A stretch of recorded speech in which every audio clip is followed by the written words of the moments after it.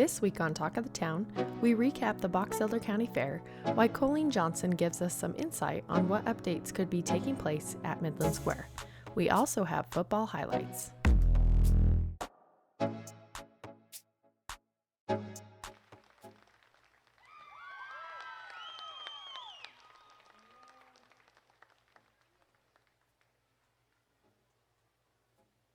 Congratulations to our grand champion market goat, Piper Stokes.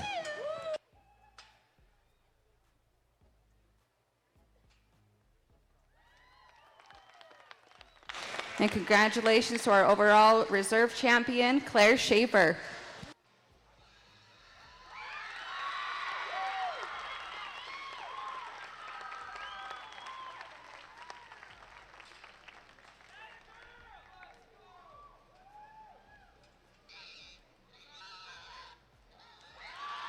Our grand champion, Declan Smith. Reserve, Tyler Eddington.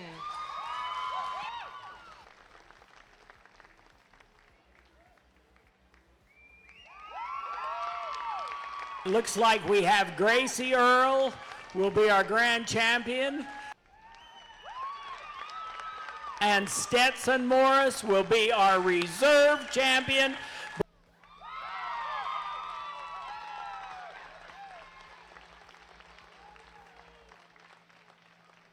Your Supreme Champion, Paisley Eddington.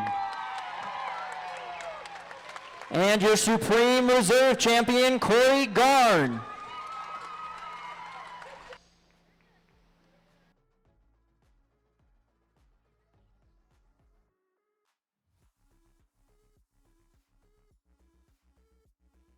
Another successful county fair was put in the books as the 99th annual celebration came to a close last weekend.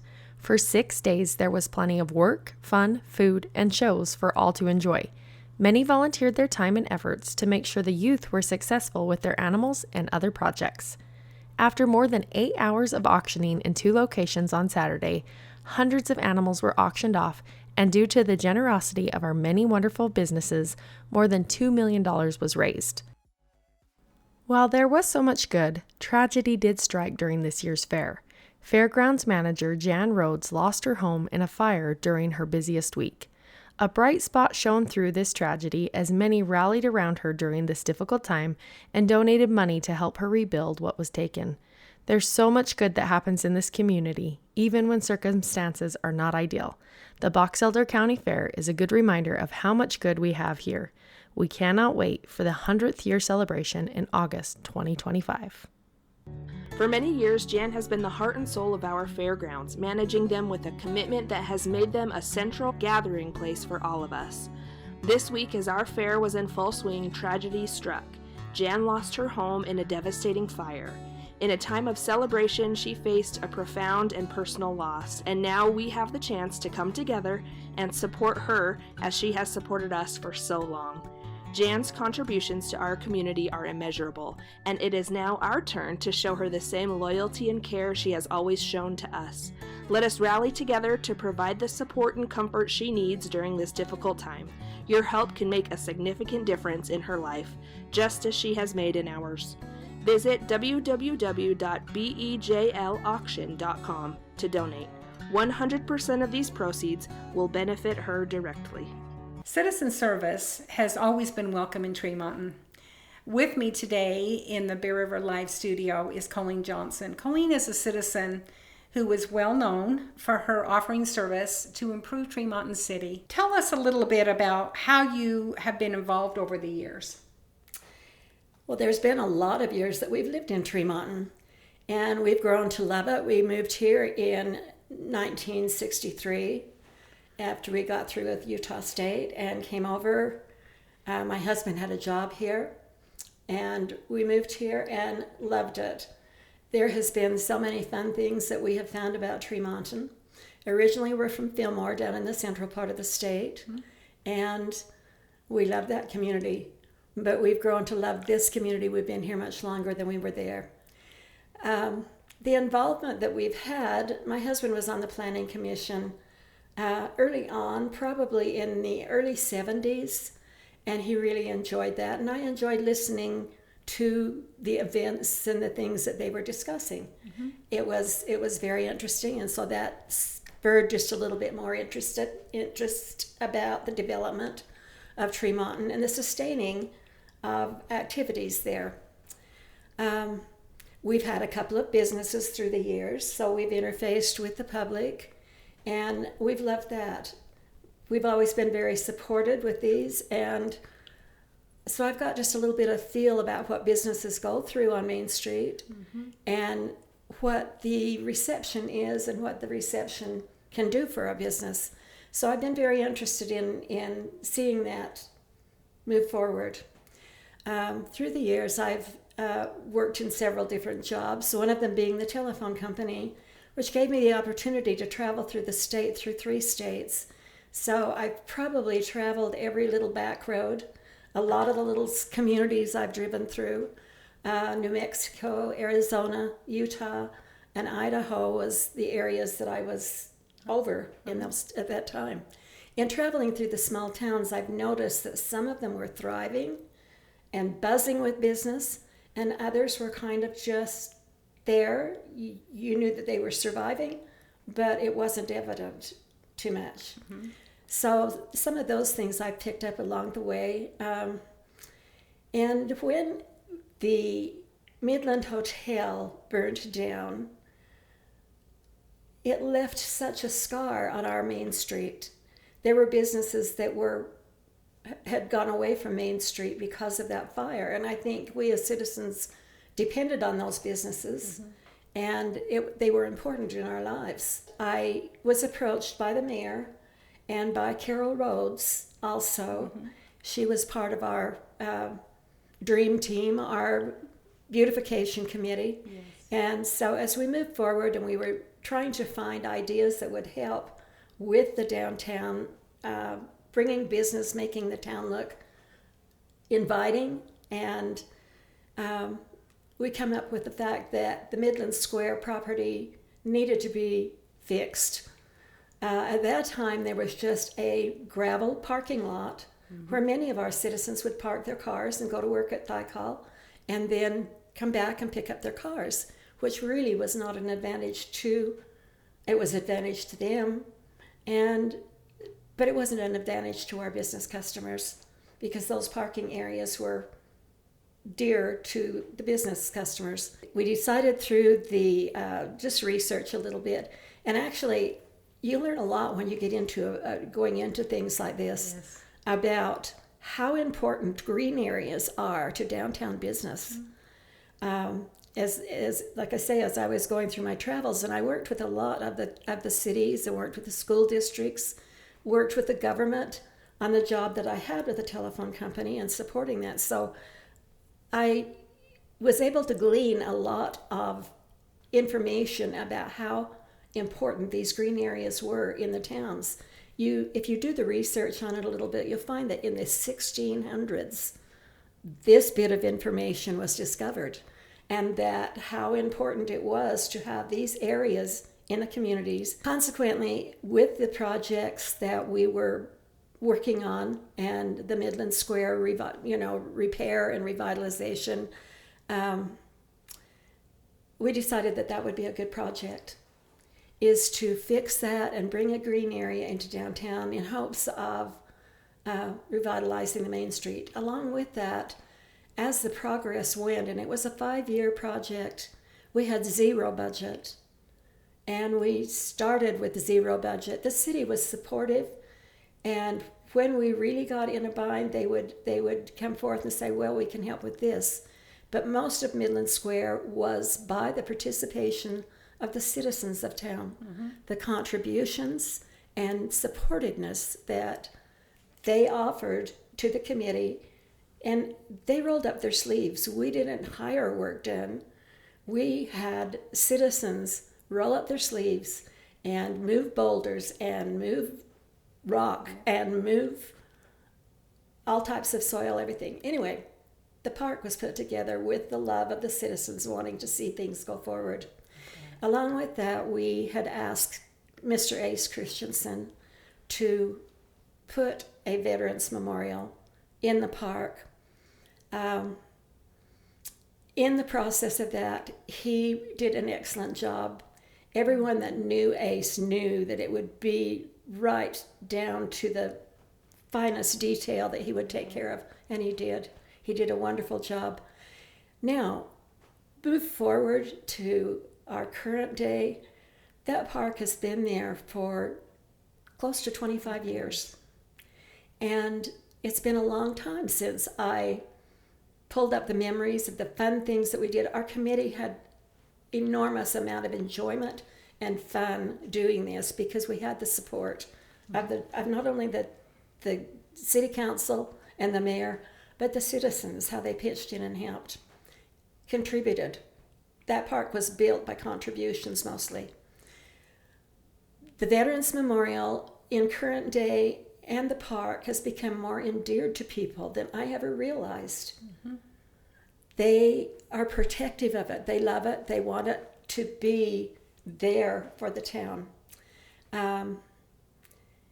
With that, we have to realize as we go forward, it's kind of like aging. As we age, we put more makeup on our face. We tuck ourselves into clothes that are a little bit too tight. We dye our hair. We put makeup on and try to retain appearance, but we're not quite as serviceable and not quite as what we used to be. Consequently, this is kind of where the park is at. The trees have overgrown. There's one tree that I love, but it was donated to us, and it has grown so big and so beautiful, but it is blocking a lot of the area of the park. So the park is not being utilized to its full extension. The activities that goes on in the park, there are many activities that goes on. There's a pumpkin walk. There are school children that come and go through and see the Veterans Memorial and just enjoy the park. The overgrowth and some of the design of the park doesn't allow the utilization of the growth of our population and the activities that need to go on there. So there needs to be some modification to it, much like we tuck ourselves into things that might be a little too tight. It's got a little too tight in the park. So we need to have the ground leveled out so we can utilize that area. And again, there has been committees work on this, and we talk about it, but we haven't been able to get the shovel up so that we can really start to help the park move forward with being what we need today. And so with that, we're trying to, and we are making plans. So we have a broad representation across the community of the committee. It isn't just one section of town or another section of the town that's being represented. So that's a very good thing. It's a great area. It's the green area we need. It's the Veterans Memorial. There's all types of things that goes on there in the park. And we feel like it was a good decision. We feel like it brought people downtown. Mm-hmm. The activities that are utilized there, it brings the community to it. And we need to expand on that and have activities that include more and more of our citizens. When you hear the word change, what comes to mind for you? Well, change to me always excites me because there's something new and exciting that could come with change. Early on in my life, when they'd say change, I probably felt a little apprehensive because it was a little scary to see something taken away that had been there for a while. But as I get older and more seasoned, I see change as progress. There's nothing that does not change and go forward in our world. It is constant growth and change, redevelopment, change again. You think you get used to something, and then something better comes along, and you get attached to that. So change is excitement for me. It means that there's a new tomorrow. It's always something good. The upcoming changes probably would be to level the area. We've got retaining walls holding the grass area up. it's not accessible. So that is one of the changes that we're looking at, is to level out the ground so people can enjoy it and not be fenced in actually with an activity. Okay. And another one again is the one I've mentioned. There's a beautiful big pine tree that hopefully maybe some neighboring town would need a Christmas tree when that thing comes down, because it is gorgeous.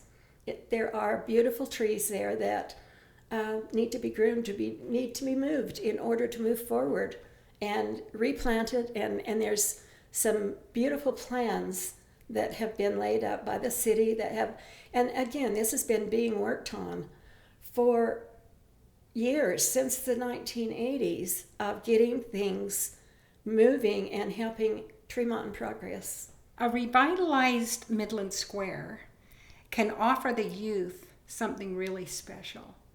What do you envision, Colleen, for the youth as far as Midland Square? I'm a dreamer. I am a dreamer. So what I envision is, I envision our teenagers to be able to go down there and have a movie.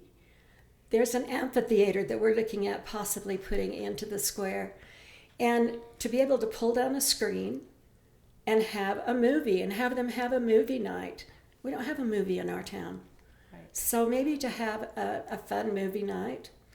Another thing that I envision is, through my travels and things, I have seen karaoke nights that some towns hold. I could see a karaoke night there with teenagers and dances going on.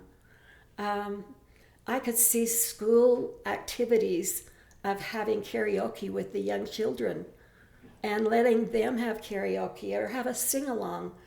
There are so many things that could be enjoyed in that area. I can see elderly people there also. I can see the area with it being flattened out to maybe have the nursing homes bring the residents into that area and enjoy an outing. That maybe a movie, maybe just an informative type of a talk, something they would enjoy, a little lunch along the way.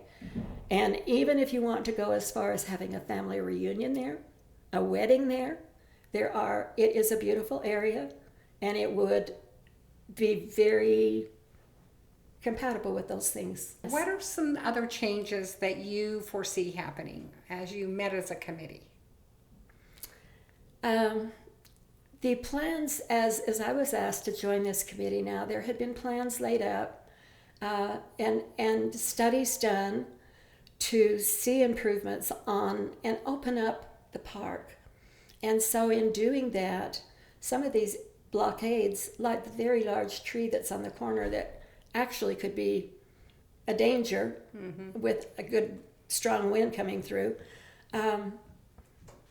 that's one of the areas that is being looked at, is having the clock tower relocated or moved from blocking the view of actually seeing the beauty of the park. With these proposed changes, do you think that Midland Square can unify us as citizens? Do you think it's possible? Anything's possible, but no. I do not see Midland Square as the operative thing to unify us. I think unifying us comes from each individual. There's no magic wand there. There's no magic power in that park to unify our citizens and unify us as a town. The unity that we ought to feel individually is, this is our home. This is our town. This is the place that we love and want to have it successful. So unification will have to come from each individual and their viewpoints and their attitude. There will be a lot of input, there will be a lot of ideas, and no one person or no one individual can have everything that everybody else would want. So it takes a lot of opinions and a lot of soul searching, and people are spending their time and really delving in and trying to find those things that's going to please the citizens and be useful for our downtown area. Colleen, is there a timeline for these improvements to be done? At this point, there is not an exact timeline.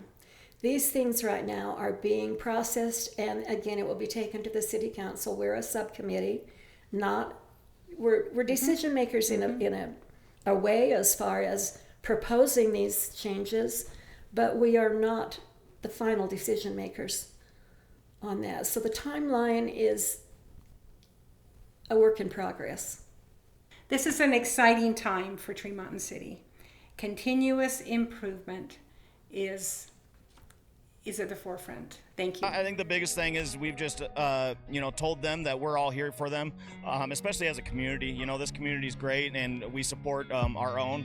And it's a hard deal. And Cam was a great teammate. He was a great friend, and so it's hard for some of our guys to come to practice every day without him. But we're getting through it day by day, and we're trying to support those that are struggling and supporting the West family the best we can. But I think just being present for them and having them know that we're there for them every step of the way, and we're a big football family, and that's what we preach. So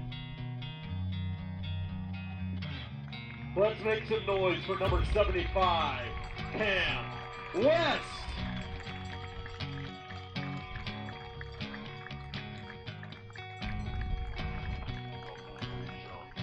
What is this one's going to be? Return from about the 15 here by Hess, and he gets a huge hole.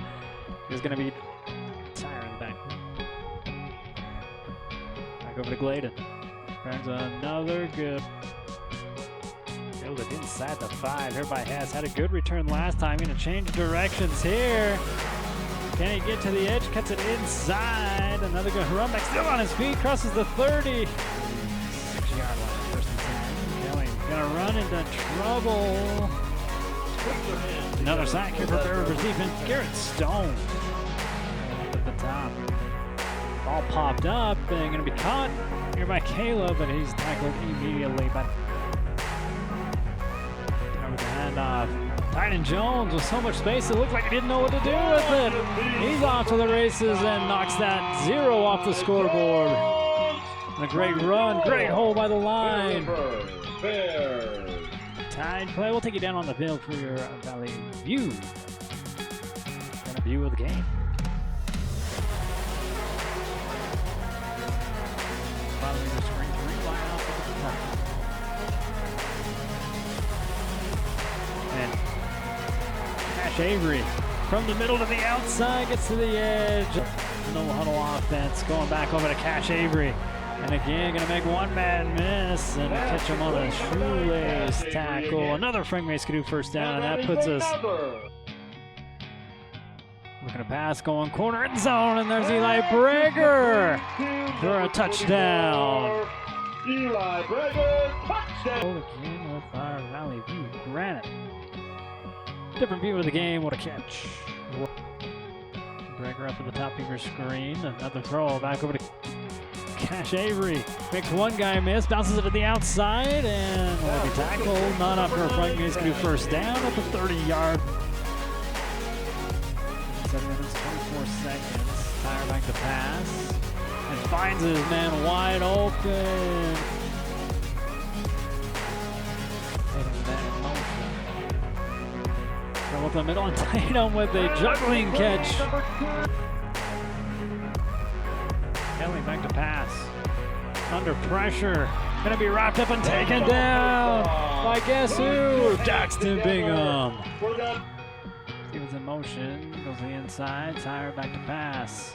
Looks downfield and he is wide open. Tatum behind the defense. Looking back. No flags in the Bears score. Another touchdown. Converts on 4th down. Once again, pass complete.